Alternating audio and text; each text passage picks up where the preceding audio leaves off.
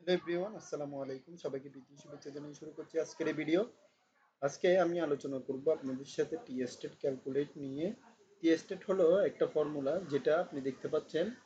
আমি একটা total sheet রেখেছি যেটার মধ্যে টি এস্টেটের মানে পুরো কলগুলা আমি এখানে লিখে রেখেছি। তো ফার্স্ট অফ অল আমি এখান থেকে দিয়ে কাট কন্ট্রোল এক্স দিয়ে কাট করে কন্ট্রোল বি দিয়ে পেস্টিং করছি। এখানে দেখতে পাচ্ছেন সিরিয়াল বাই সিরিয়াল। এখানে ডাইনামিক যে ডাটাগুলো আছে এই ডাটাগুলো দিলাম। এখানে আমার টিএস্টেড বলতে আমার এখানে প্রত্যেকটা ভ্যালু দেওয়া আছে এবং ভ্যালুগুলো অনুযায়ী আমাকে স্যাম্পেলের সাইজ থেকে শুরু করে এখানে আমার প্রত্যেকটা মানে লেভেল সিগনিফিকেশন পর্যন্ত আমার এখানে ক্যালকুলেট করতে হবে।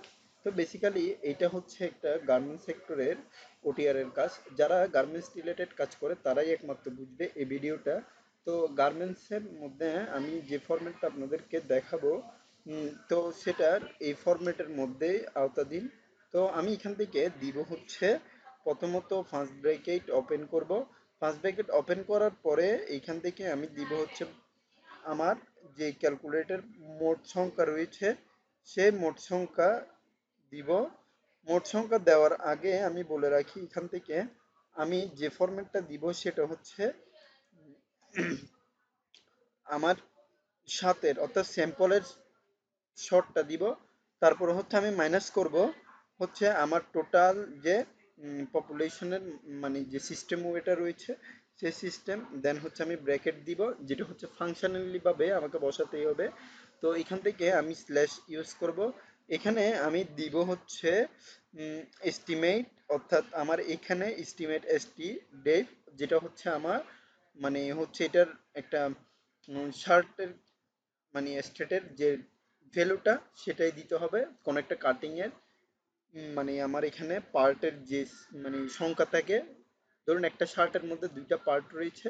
তো এইভাবে করে যতটা পার্ট থাকবে ততটা পার্টের সংখ্যা দিব।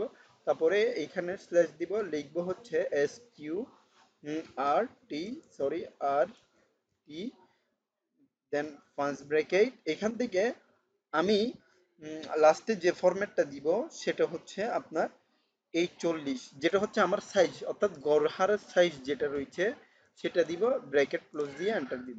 তো এখানে দেখতে পাচ্ছেন আমি স্কোয়ার্ড যদি ব্যবহার না করতাম, এটা যদি স্কোয়ার্ড ব্যবহার না করতাম ফাংশনালি ভাবে, তাহলে কিন্তু এটা মানে আসতো না। তো আমি চাচ্ছি স্কোয়ার্ড ব্যবহার করে থাকুক যাতে করে আমার যাতে এখানে কোনো ধরনের ফাংশনাল ত্রুটি না হয়। তা আমি এন্টার দিচ্ছি, এতটুকুর মধ্যেই থাক।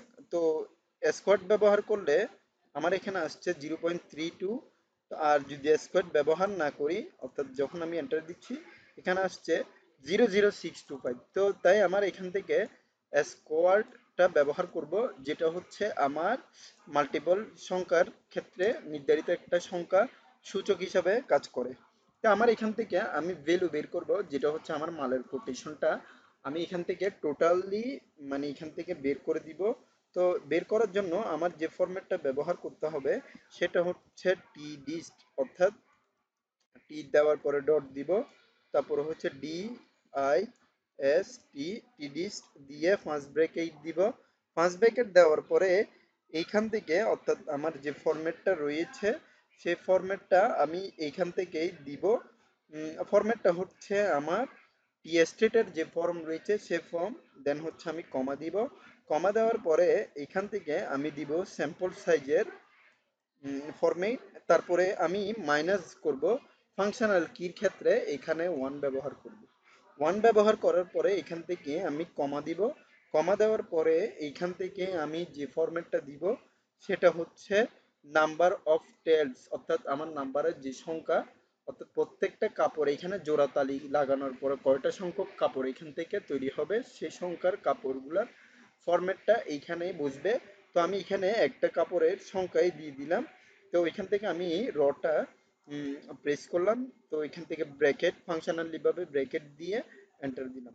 তো এখানে দেখতে পাচ্ছেন আমার এখানে কাপড় সম্পূর্ণভাবে তৈরি হবে না, কারণ তার থেকেও বেশি গজ আমার থেকে কাপড় এখানে ব্যয় করতে হবে। তো এখানে আমি সূচকের মধ্যে, তো এটা আমার সূচকের মধ্যে যেটা লিখবো সেটা হচ্ছে ডিসিশনের মধ্যে, ডিসকাশনের মধ্যে আমি এখানে ধরুন লিখে দিতে পারি ডু নট রিজেক্ট নোড।